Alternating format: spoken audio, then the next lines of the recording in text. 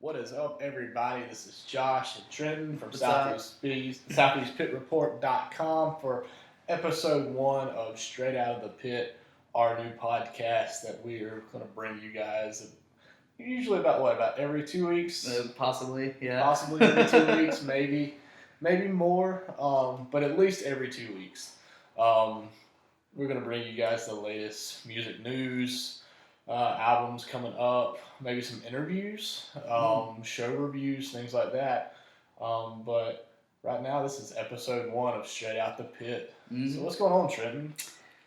Just living life. Living life, man. Covered. For those who don't know, we covered Butcher Babies and Battlecross this past weekend here in South Carolina, along with King Conquer and Adalia and Enterprise Earth. So go check those out on the website and everything. Those are great shows. Butcher Babies killed it. Never really seen them ever before that, and not to mention in a small, intimate venue. So it was pretty sweet. People did a circle pit around Heidi, so that was they are probably one of the most insane bands that I've seen recently. I caught them on Carolina Rebellion this year, and they had one of the most intense crowds I was in the entire day. Them and I would say Hatebreed had the most intense crowds at Carolina Rebellion this year. So definitely, they're currently on tour with Battlecross and Gore, and they're getting ready to head out on some co-headliners, I believe is what Heidi said. That's on their website and on their Facebook. So you'll be able to check those out as well. But basically, just today, we just want to give you guys a little brief history about what we are and who we are and what we do and why we do it. Pretty much Southeast Pit Report started by me, Josh, about 3 years ago. I was a freelance photographer for a local paper here. And it's really funny because they would send me on assignment to go shoot some bands or different events going on here in town. But then I could pick and choose certain bands that were coming through. So I could be like, hey, I want to go shoot this. And they would, I could tell them ahead of time, or I could go and request it and bring it in, and they run a story. Well, anyways, I'm a huge 90s rock fan. So Orgy was coming to, yeah, exactly. Trenton's over here laughing. I'm surprised he even knows who that is. It's just a name. I haven't listened to it before. It's just a name. For any of you young kids out there who have no idea who the band Orgy is, they're an industrial metal band, kind of like Nine Inch Nails. But they were coming to town. They were coming to our local venue here, Ground Zero. And I was like, wow. I knew it was probably going to be terrible because it's Orgy, and I think their lead singer is the only original member now in the band. But I don't know. I ended up not going, but I was like, I'm gonna go see if I can cover this for the paper. So I requested it, and I get this email back from from their PR lady, and she's like, yeah, I'm gonna need a letter from your editor. And I was like, there's no way the Herald Journal is going to run a story or pictures on a band called Orgy. It's not going to happen. And so that gave me the bright idea. I'd done web design forever, and I was like, I love concert photography. I can do web design, so why not start my own .com? So that's when Southeast Pit Report was born, and it was really just a hobby. I never really... Trent's laughing because of how much we cover now, but I never really, set out for it to be as popular.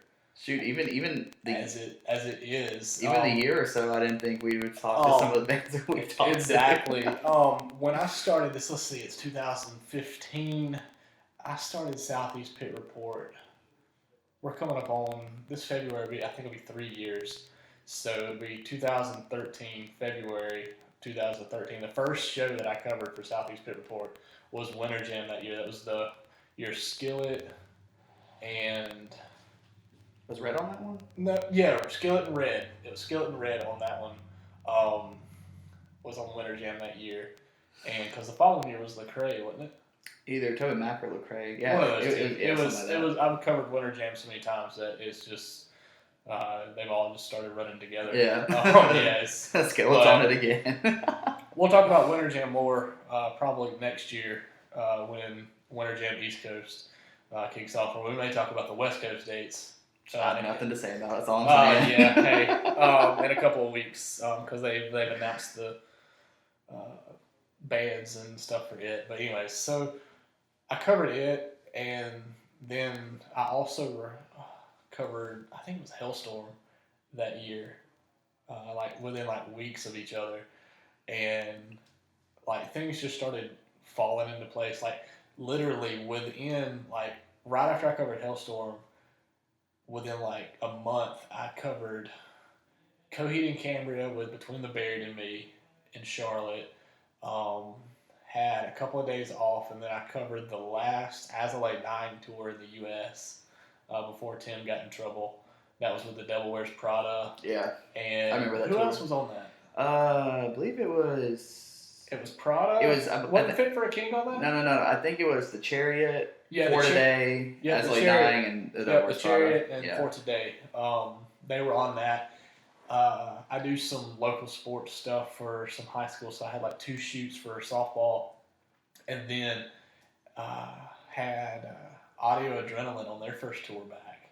Well, so like within like a month, I had like 3 shows within like a week. Yeah. And it was like, wow. I brought in a friend of mine from Western North Carolina.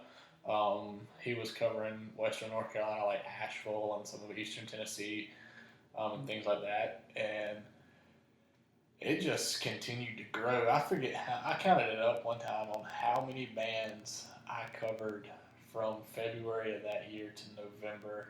And I want to say it was like, and this isn't like individual shows, this is like bands on festivals and bands on bills and things like that. I think it was like 120 bands I'd shot that year.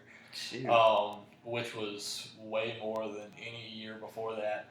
And it's ranged from anything from, like I said, from like Coheed and Cambria and As I Lay Dying to one of my all-time favorites was the Smashing Pumpkins in Atlanta. That was like a dream come true for me to be able to go and cover the Smashing Pumpkins. I was a huge fan of them. We covered Carolina Rebellion that year, Asking Alexandria. And so things just continued to grow. I met Trevor, who is now in Tampa. He was in Virginia Beach. I forget how I even met him. I think my Western North Carolina guy knew him, and so we just kind of got together that way. Haley, that covers the Tampa area as well. We grew up together. We both took our black belt test together years ago, and so when this thing started taking off, I automatically pulled her in, and then I've known you from the local music scene here for a good while. Yeah, for at least like a year and a half, 2 years, something like that. It was a while. It was good. I don't know. I think it was before you started it, because I remember. I think one summer I was talking on Facebook about a certain record label. I don't know if they're still active or not, and you kind of messaged me, I think, warning me about them or whatever. Yeah, I don't remember. I remember the name of the record label, but I'm not going to say it right now. Yeah, don't say it because they But so I forgot how we became friends on Facebook, but I think the first time we met was actually Warped Tour of 2013. Yeah, when you were working with In Vogue, yeah. And so, yeah, basically how I came on is I think you had to do something one night, and then you asked me to go here in Greenville to cover Islander. I think that was the first interview I did. Yeah, I think that was. Yeah, that was the first one I did. I was in Simpsonville covering Uproar Festival with Skillet, Pop Evil, and that was the same day. And Godsmack, and I couldn't make it to Islander, who's now in Victory Records. I think that was was it their last home show before they got signed? It was after they got signed. It was after, actually, I think it was right after they got signed. It was after Violence and Destruction came out, because I remember we talked about that. Yeah, it was their first home show after they did Mayhem Festival. Yeah, it was around this time, like late August, early September. Yeah, it was the end of August. I think it was like the 29th or the 30th. Because something around there. It was on my birthday. The last 2 years I've shot a show on the Friday of my birthday. First year was Carnival of Madness with Shinedown, and then Uproar last year. And I was really upset. I guess Mushroom Head would be my birthday show this year. Yeah, mine was. Yeah. I didn't have a show on my birthday this year. I was kind of upset. I usually don't, but I guess you could count our We covered It Lies Within and Conquer Divide earlier back in February. It was the night before my birthday, so I guess that was mine right there. But So John Cooper, if you end up listening to this, I shot Skillet 2 years in a row on my birthday. You need to step your game up. You missed your third year. Come on, man. But yeah. And like after Islander, it kind of like shifted right. Like it's like you go from like a band that now they're pretty big. Like a lot of people know them, but they were starting out making a name for themselves. And then I jumped from that, and then I jumped right into my first video interview with the bands on Revival, and then Alisana. So Alisana was like Funeral Portrait was part of that too, and some of you guys may know them. We've talked to them a few times and all that, but yeah, Alisana was like you jumped right into them as like one of your first big interviews. It's kind of it's kind of nervous. The very first time I ever interviewed anybody, well, no, it's the second one actually, because I interviewed the lead singer of To Speak of Wolves. One time. That was the very first one I did, because they had kind of come back from a little hiatus. And it was actually an unseen interview on my computer we have with them. Really? Yeah, from Rocktoberfest. That's Wolves at the Gate. You do that. You do that every time. Yeah, I keep forgetting. He's mixed up all the time. He does that every time. We talk about that all the time. Yeah. He gets those two confused. But To Speak of Wolves was their lead singer. When they were still they were recording some new music and doing some little small shotgun tours and things like that. I did an interview with him, and then it was probably like a few months later. Skillet was coming through town with Third Day, which that tour still blows my mind. That's Third Day and Skillet. Come on, I don't know who put that together. If you could see what Trenton was doing, you would know why we were laughing, but we won't go into that. But the people over that was handling that was like, "Hey, would you guys like to interview Skillet?" And I was like, "Heck yeah, man!" So we interviewed John Cooper, and then I had an on-the-spot interview with Robert Ortiz from Escape the Fate. Yeah. So actually, our Warped Tour interview is our second with them. At Uproar Festival last year. So it was. You also did a Matt from Spoken too. Yeah, well, Matt's a good friend of mine. Yeah. Which they've got a new record coming out. Can't say who they've signed to yet, but they've got a new record coming out, and it's going to be freaking awesome. They got Maddie Mullins featured on this album, and it's going to be spot on. If you guys have never heard of Spoken, go check them out. They used to be on Tooth and Nail. They're phenomenal. Good friends of mine. Speaking of Maddie Mullins, I think Fireflight has a song with Maddie Mullins in it. I think Maddie Mullins is on freaking everything. You see him. I'm not sure if he's on that track, but I think I saw Fireflight has a single on the radio now with Maddie Mullins in it. Is it bad that I didn't even realize Fireflight was even still around? Are they still the same sound they were like 10 years ago? I haven't listened to him in a while. I have not listened to him in forever. I cannot tell you.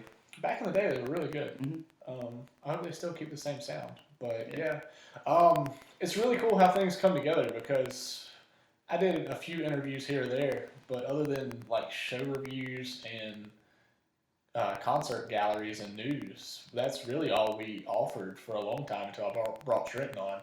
And then thanks to Trenton, our YouTube channel is like blown up.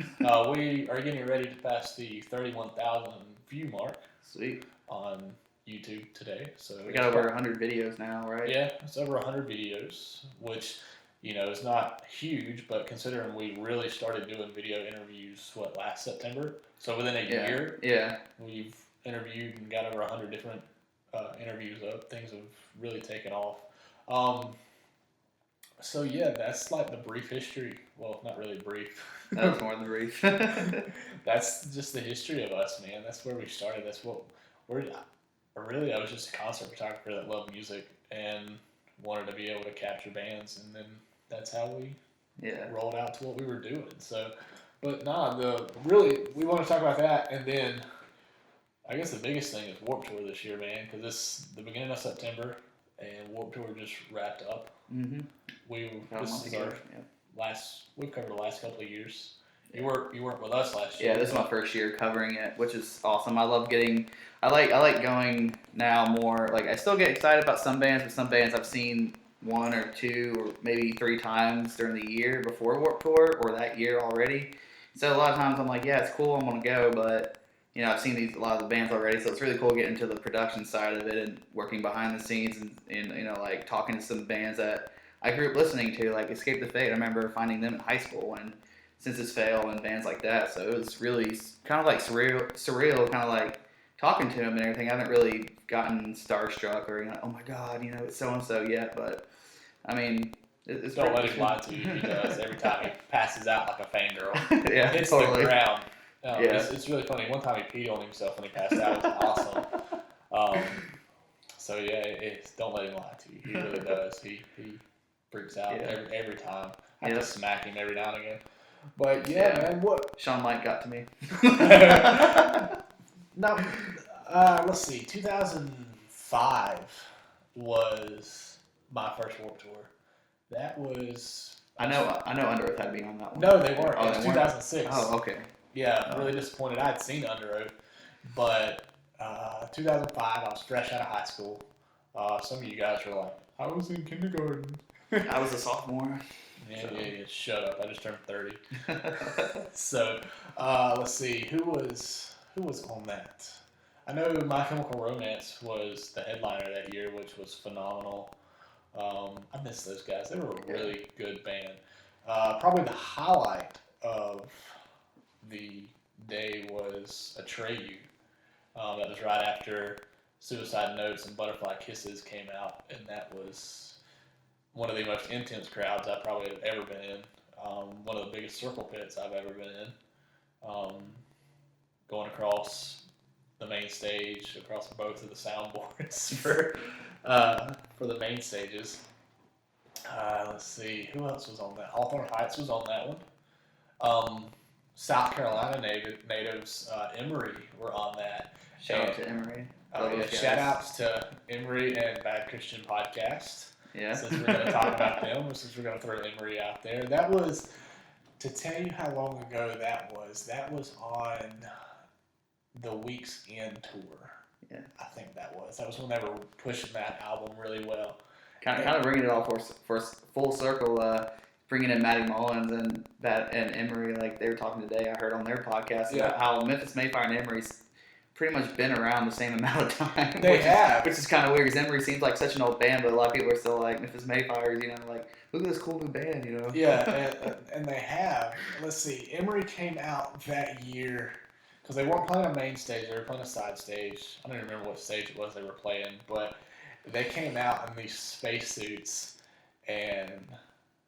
I'm trying to think of the slogan that they used to always come out to. It was something along the lines of, we come from the planet Emory, and we come in peace, but we'll leave you in pieces. Like, it was something like really cheesy, but I've never heard them talk about that. I'll have to go find some. I've got to get on YouTube later. It's on YouTube somewhere, I guarantee it, but I never even saw Emory until like 2012 or 2011 or 2012 when they saw them twice in Greenville. The first time I think they were with Icon for Hire and Iron Empire. Yep. The second time around they were with Sent by Ravens and The Seeking, who are now unfortunately broken up, but and Wolves at the Gate. But you sure it wasn't To Speak of No, Wolves? it was Wolves at the Gate.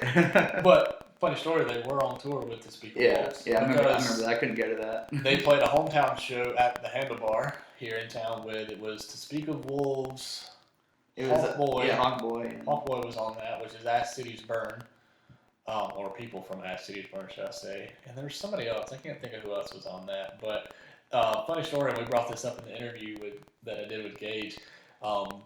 He was not an official member of To Speak of Wolves at that point. That night, Phil and everybody in To Speak of Wolves took him outside and was like, so, do you want to be our official frontman? So in Greenville, South Carolina, he became the official frontman for To Speak of Wolves. Emory is a band that, no matter how many times I see them, they still just put on an amazing show. Yeah. Their crowds may not be as big as I guess they used to be because they had that. Last time I saw them was last October in Charleston, which is basically like their home area, and they had a pretty packed out crowd. And everything. People were loving it and going crazy for them. But the good thing about Emory and their music is the fact that they have their older fans like me, Yeah. and people my age, and then because of the labels that they were on and the bands that they tour with, they reach the younger crowd too. So Yeah. all these kids that are into these newer bands like Wolves at the Gate and all that, they're catching Emery, who are veterans of that genre, Yeah. and are getting into them too. Yeah. They put on Josh Head puts on one of the freaking most amazing shows I've ever seen. Yeah, I actually took a picture with him and it ended up in AP. So What's really funny? That's pretty cool. What's really funny is funny story about Josh Head and one of the last times they played here in town when they were at the Handlebar with the Speak of Wolves. A friend of mine, we had a mutual friend that we all went to high school with, who is a huge Emery fan. She used to live here in Spartanburg. She now lives in LA. And so we went up to Josh after the show and we're like, hey, listen, I know this is random, but will you call a friend of ours in LA because she was supposed to fly in for this show and come visit family, Yeah. and she couldn't make it. So will you call her because she absolutely loves Emery and loves you. You're a favorite member of Emery and things like that. So he's like, yeah, sure. That's not the strangest thing I've ever been asked. So sure enough, Josh Head called our friend Amanda on the phone, and he's like, hey, is this Amanda? And she's like, yeah, who is this? And it's coming up as my friend Kyle's number on her phone. And so he's like, this is Josh Head from Emery. She's like, shut up, Kyle. I know it's you, thinking it's my buddy Kyle. And it wasn't. It was Josh Head. So long story short, every time that Emery's in town, if Kyle's at the show, they'll call Amanda. And when Emery's in LA and Amanda's at a show, they'll call Kyle. And Kyle has like 2 or 3 voicemails on his phone that he saved from Josh Head. And it's really funny. Like the last one I think Kyle had was because it was like 2 o'clock in the morning here when they were in LA, and Josh is like, "So, Kyle, it's me, Josh again. I don't know why you're not answering your phone, but if our relationship's over, then let me know, and I'll quit calling." Just random stuff. Josh is such a cool guy. Really fun to hang out with. Yeah. But moving along. We'll We're get off off. an Emery tangent right there. Yeah. Love you, Emery. Much love for Emery. Long story short for mine, my first Warped Tour 2010, I was 20. I kind of missed the whole teenager, mecca trip to Warped Tour or whatever. So I took that when I was 20.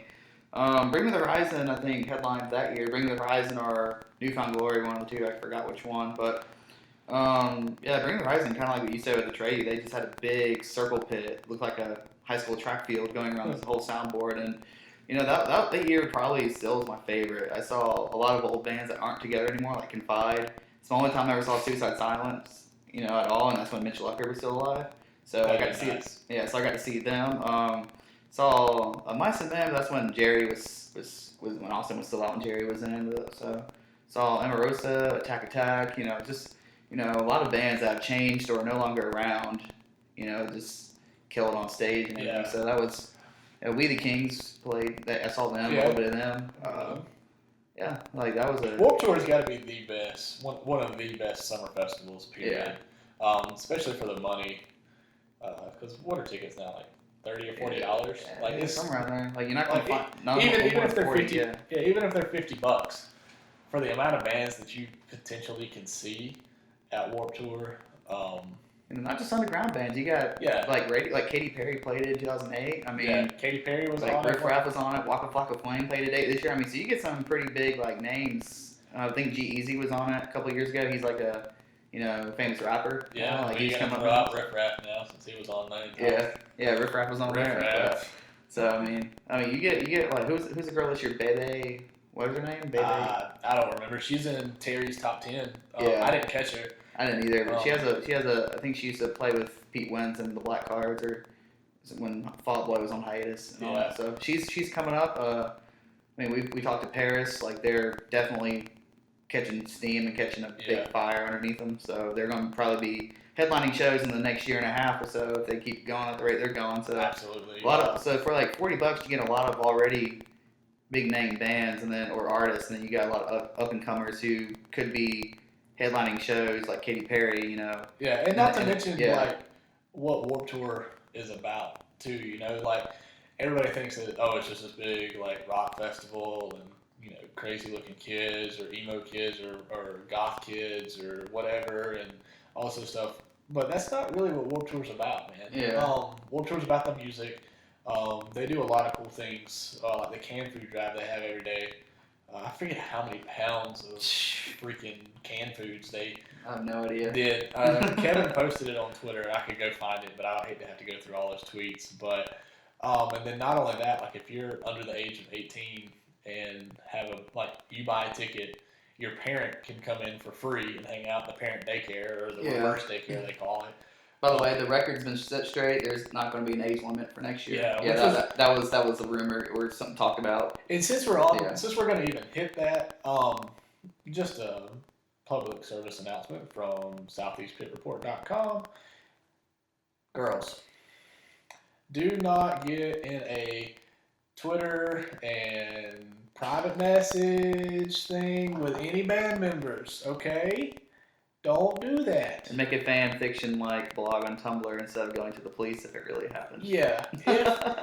If at any point you are talking to a band member from any band and they request something of you that is not appropriate, do not hold off and get on Tumblr and say, oh my gosh, so-and-so asked me to do this and I did this and all this other stuff and everything. If they are doing or saying anything inappropriate to you and you are under the age of 18, go to the police. Do not make a public spectacle out of them. Take screenshots of everything, save it, go to the cops.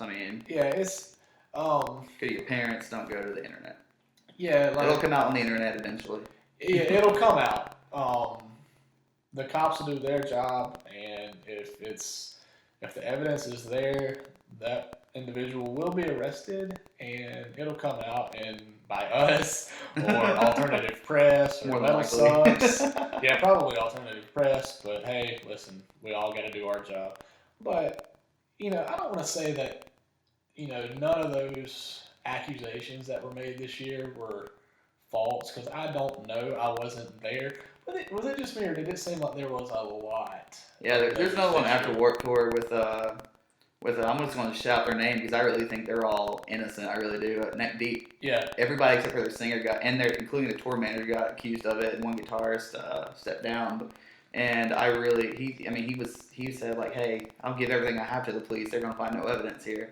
Yeah. So, if you're just going to sit there on Tumblr and make a fan fiction about a band, it's like these days, like, you can be in a band and maybe you rub a fan wrong, like, say something to them or just look at them, or not even in an interaction, but all of a sudden some girl, who's bored on her Tumblr account is writing a big blog of some escapade you guys had online and stuff. It's like if you want to shut a band down these days, all you can do is just say they try to rape me or something. Exactly. Like it takes one tweet to go out and a band can be ruined. And for bands that are listening to this, whether you're big name bands or up and coming bands, whatever, if you are ever at a point where a girl sends you anything on that, man, don't even go down that road.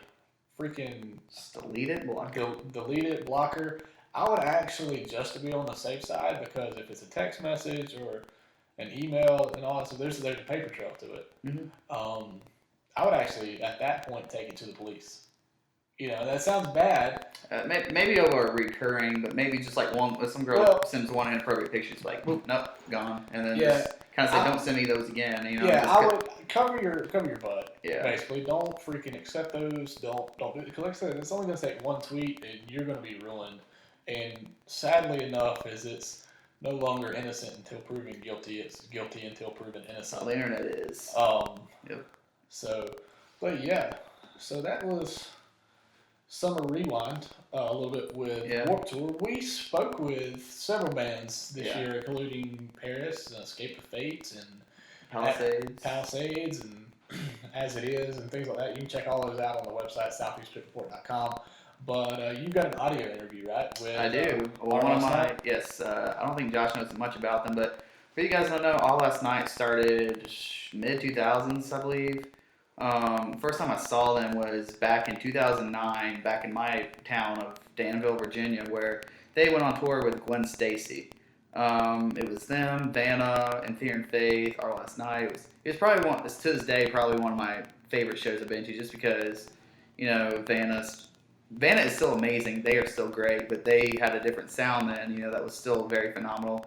Fear and Faith, they're kind of quiet. I don't really know what they're up to. Gwen Stacy's, kind of gone and done. And so it's like a lot of great bands played that show. And Our Last Night were just, like 15-year-old screamer at the time. Trevor was like 15 at the time. Everybody else was a lot older, and they were just like killing it. And they came out next year with one of my favorite metalcore post-hardcore albums of all time, called We Will All Evolve. And then they kind of progressed their sound, getting less heavier, more melodic, a lot more clean vocals, singing, screaming and singing from one guy, and guitar player Matt singing as well. And so it's kind of like two brothers trading off vocals a lot.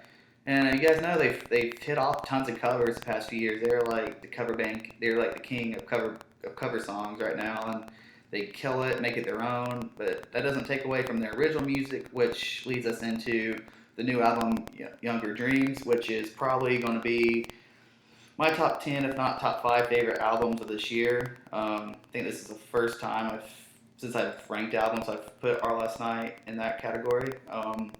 It is their most cohesive work to date. It's everything that they're known for and then some. They have crazy catchy hooks. They have, I think actually we talk about a little bit in this little interview about the year, but I think some of their cover songs, covering pop songs, has influenced this album, especially the track Diamonds, where they have kind of like a little bit of a poppier, catchy, radio friendly type little hook in there. But like they're just a phenomenal band, and their album is really, really amazing. So I got to talk to the whole band. We touched from anything about Warped Tour to their new album to a song on their album called Forgotten Souls, which is about human trafficking. So we talked a little bit about that. And we, since they covered Taylor Swift, we asked them the Taylor Swift question as well. And so, of course, everybody, this is our interview with Our Last Night from the Vans Warped Tour.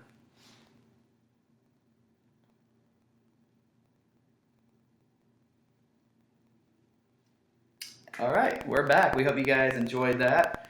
That was probably I didn't get to see them this time around at Warped Tour due to covering so many bands, but sure, they killed it. The interview was amazing. It's probably one of my favorite ones of the day. We got a lot more audio ones coming your way from bands like While She Sleeps, Senses Fail, and we got a couple smaller bands. I think Rivers Monroe. Yeah, Rivers Monroe is on there, and a couple other ones. Yeah, so we got a Warped Tour may be done, but we're not. We're gonna have like a little audio interview throwing back Thursdays or whatever for you guys. Yeah, we'll throw them in there. Yeah. Every now and again. So we're going to wrap things up. We're going to talk about a couple of albums coming up. By the time you guys hear this, by the time this goes live on our official podcast, the new Bring Me the Horizon album. Probably I actually think I have my top 3 albums of the year. I have a spot saved for that one, just because I know. I've heard mixed reviews about it. I've not heard it yet. I have not either. I'm actually going to buy it. Support music. Buy and support music. You'll hear more about that in our Trey interview when it goes live. He put things in perspective. Oh yeah. There on buying versus streaming or pirating music. Yeah. But anyways, Bring Me the Horizon has one coming out, or it'll be out by the time you guys hear this. I heard mixed reviews about it. Heard it may not be as heavy. Yeah. Like previous. Set the record straight on it. If you are a heavy music fan who's used to Bring the Horizon screaming, you're probably gonna hate it. But if you you don't mind a softer sound, a catchier sound, more harder rock, I guess, melodic sound, you might love it. Me, as a band progresses, when I heard Bring the Horizon, I was 18, and they were doing the whole Count Your Blessings deathcore album. So, then they had Suicide Season, There's a Hell, and then they had Sempiternal.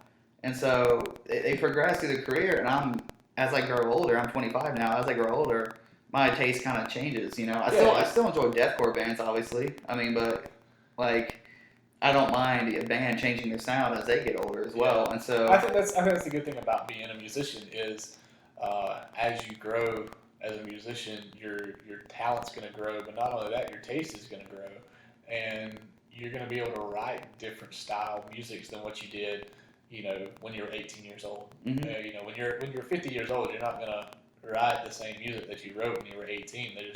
There's no way you are. I'll tell you what, even though they're both one's already on an album this year, and Drowns by Bring the Horizon is going to be on their new album, which the single came out last year. Last year, when the other singles Rot by Northlane, when those two singles came out, those two were probably my favorite songs of 2014. Yeah. Because I know a lot of people are, may not like the new Northlane. I love it, and that the whole atmospheric vibe in those songs, the whole anthem arena big sound that Drown has, is I love it. It's those two songs are my hands down my top two favorite songs of last year, and so Northlane's album, I think it's going to sit in my top 10, and I'm expecting the same thing. And an interview with those guys. Yeah, it's online, and so I really believe that the Bring the Horizon one's going to have a nice little spot up there next I think if people go into the new Bring Me the Horizon album with an open mind, and not, well, this is a completely different sound than their last album. Yeah. I think people will enjoy it. So just go into that album with an open mind. Yeah. And don't judge it until you've listened to it completely through. Probably one of my most anticipated albums is coming out. It probably may not be out by the time you guys hear this, but it comes out on the 18th. Is the new Atreyu. Yep. It's funny how we just interviewed them. We've talked about them like 3 or 4 times already. This time. We have an interview getting ready to go live with those guys. Just one of them, but one of them with their vocalist. But the new Atreyu, Long Live, comes out next week, which I have listened to, and it's phenomenal. Don't do it. Don't share it. No, I'm not going to share anything. I'm just going to comment. Well, I'm not going to look for the songs. There's a couple songs in the album that we touched on in that interview, so that my personal favorites were. So yeah, I think the new Atreyu album is getting back to their roots, really. My favorite Atreyu sound was when they were on Victory. Mm-hmm. That was when they had Suicide Notes and Butterfly Kisses, and then The Curse. Those are my favorite albums by Atreyu, and Long Live will easily go in my top favorite Atreyu albums. It's phenomenal. It does sound a lot like original Atreyu and older Atreyu. They were split up for a little bit, and which is all in the interview. You'll hear all about that, but they're back. And speaking of old sounds and being back, our next one, Hawthorne Heights. Yeah, exactly. They've got a new EP coming out next week as well called Hurt. They've got a new single out called The Darkest Times. It's phenomenal. It's on our site as well. If I didn't know any better, I would think we were back in the Silence is Black and White era. I wouldn't say that just because, to me, Casey had such a unique scream. It's a different scream, but it's very similar. It's the same style, and so maybe after that, if they had released this song after that had happened, or the style after that had happened, then it fit right in with the old traditional Hawthorne Heights sound and everything. I do think they go back to their roots a bit on this album. I'm interested to see what the rest of it's going to sound like. I like the fact that they did just an EP. They didn't do a full length. I like it when a band will do that because I think they put, and this isn't the case always for full length albums, but they will put the best 5 or 6 songs on an EP versus, okay, well, I've got to get 10 or 12 songs to put on a full length album. So I'm interested to see, especially like Point in Case, every EP that the Devil Wears Prada. Yeah, I was just about to mention them. The Zombie EP was phenomenal. The Space EP is is up there. Like Yeah. that's honestly probably going to be my number one or number two of the year, depending on how Bring Me the Horizon shapes up. But I mean, yeah, like that Space EP is definitely. So yeah, I'm interested to Definitely see good what one. Hawthorne Heights has got coming out next week. I think it's going to be good. The next one comes out next week is Bless the Fall.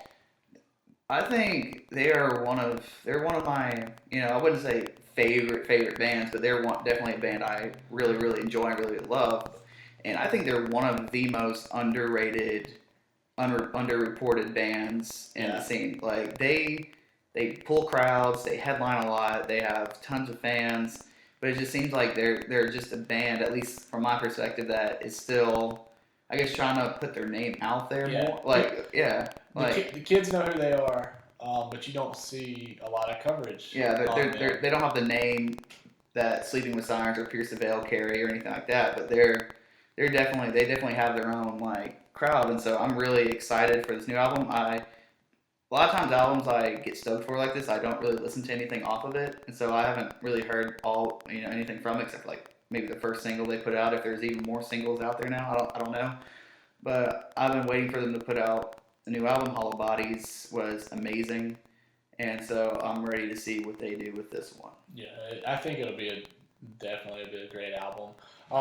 And the last one that we're going to talk about here is it doesn't really fit the last few. But if it's our vibe, if it fits our coverage base, it and does. all that, so.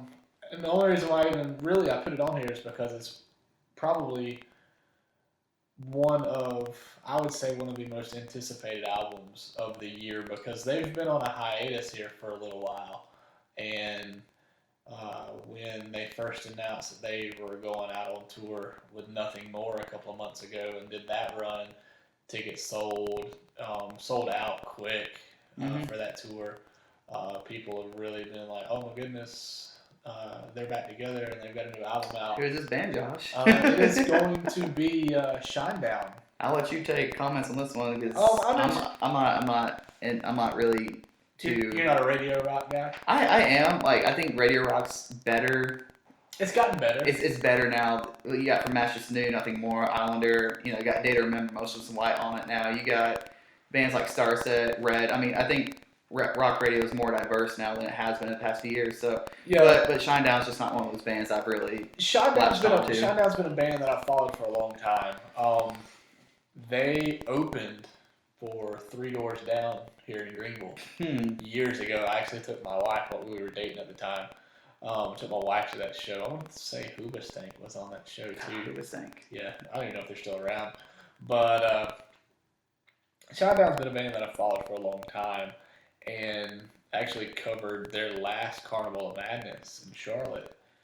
And they're not a band, like, they're a radio rock band, but they're not Nickelback. I absolutely hate Nickelback. Nothing against Chad Kroger. If you happen to find this, please talk to us. We can discuss your sound. I would love to talk to you about your sound and how much your older sound, such as The Leader of Men, was way better than this crap you're putting out now. But no, Shinedown is a radio rock band, but they're not like that. They're not cookie cutter to me. They're not cheesy. Their live show's phenomenal. I don't know if it's changed any since Carnival of Madness, but I didn't get to see them on their run with Nothing More. But when I saw them on Carnival of Madness, it was phenomenal. They had like carnival people there, and they were like breathing fire. And, it's literally a carnival. Yeah, I did not know that. It was really cool. So, Cut the Cord is the single that's off that. It's really good. I dig it. So I'm interested to see what Shinedown has coming out on the 18th. It should be really good. There's not been much from Shinedown that I didn't like. And like I said, I definitely think that this is probably the most anticipated album this year, and especially Radio Rock World.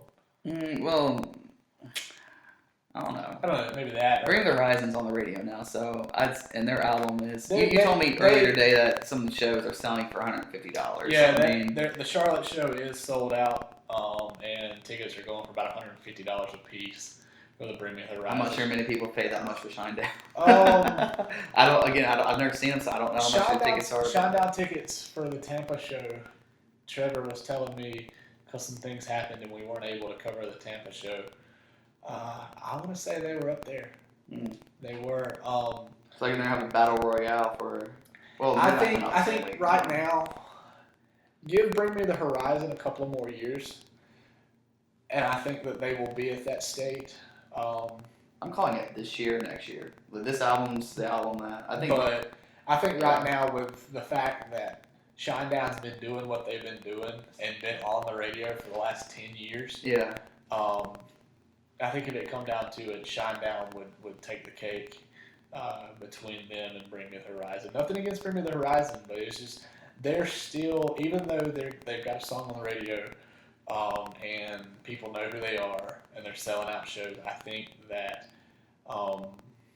the longevity that Shinedown has been putting in the mainstream, I think that outweighs one hit For sure. for them. So I may be completely wrong, but I think Shinedown is definitely the most anticipated album of the year for this one. But that comes out next week, so we'll see what happens. We may compare. We may I compare think it's numbers. anticipated. I wouldn't say Shinedown's the most anticipated of all the albums this year. Like, Yeah, and there's a lot of good albums coming out like Slayer and Iron Maiden. Yeah, I think even though we don't cover the genre really, I think Dr. Dre's album was one of the most Dre. talked about albums of the year too. So Have you watched Straight Outta Compton yet? I have not. I was watching it the other day. It's actually really good. I was impressed. It's better than 8 Mile, and 8 Mile was good. So go see Straight Outta Compton, but not in Compton because they don't have a movie theater apparently. Did you see that? No. Yeah, like Dr. Dre makes this apology because it's not released in Compton or something, and they come down to they don't even have a movie theater in Compton.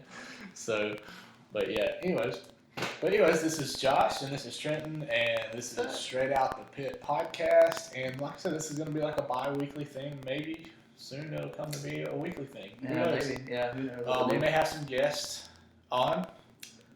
Maybe. We've got something in the works that we may be doing next time. Not for sure yet. I don't even know about this. So, but anyways, check us out. Go to southeastpitreport.com and Follow us on Tumblr and follow us on Tumblr. Follow us Instagram. on Instagram, Twitter. Oh, we have a Twitter. Yeah. Yeah. We have Twitter. We got a Twitter. We've got Instagram. We've got a Periscope. We're going to be using Periscope. Who knows? You may get to see some live shows. Yeah, maybe. Via Periscope. Yeah, I actually changed my handles on Instagram, so if you guys want to follow me and see some of the backstage stuff and selfies I get, Southeast_Trent's my Instagram handle.